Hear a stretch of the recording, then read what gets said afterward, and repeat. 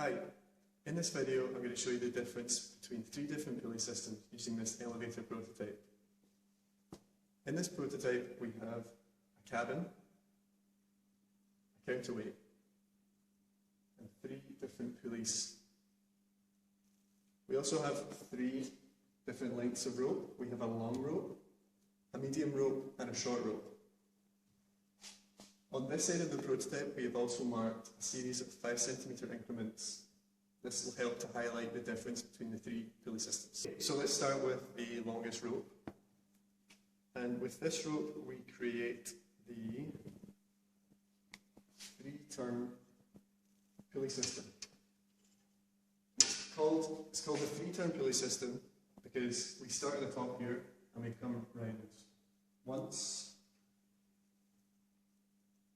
twice, and 3 times back to the cabin. So with the 3-turn pulley, the cabin is very easy to move up and down. This is because the force required to lift the cabin is divided by 5. And this is because between these two pulleys there are 5 lengths of rope and the weight of the cabin is spread equally among them. A downside with the 3-turn pulley system is that although it's very easy to move up and down, the cabin does not move very far. It actually moves a fifth of the distance of the counterweight.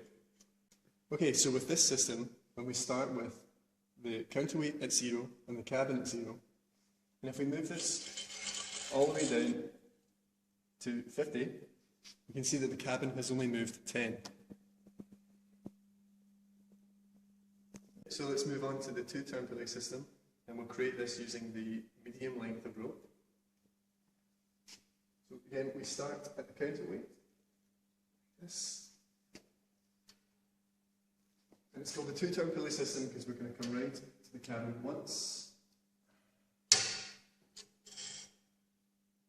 and twice, so it's 2 turns.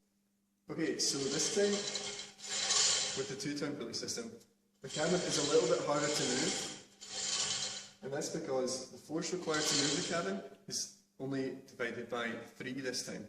And that's because between these two pulleys, there are only 3 separate lengths of rope to divide the weight.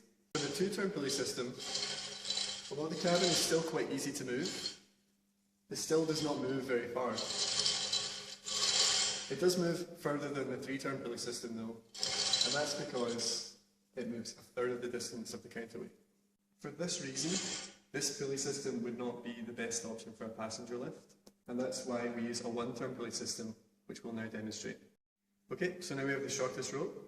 We'll connect this into the counterweight, only once round, and connect it to the cabin. So with the 1-turn pulley system, the cabin is quite hard to move compared to the last 2 pulley systems. This is because the force required to move the cabin is only divided by 1 length of rope, and therefore it's the same force.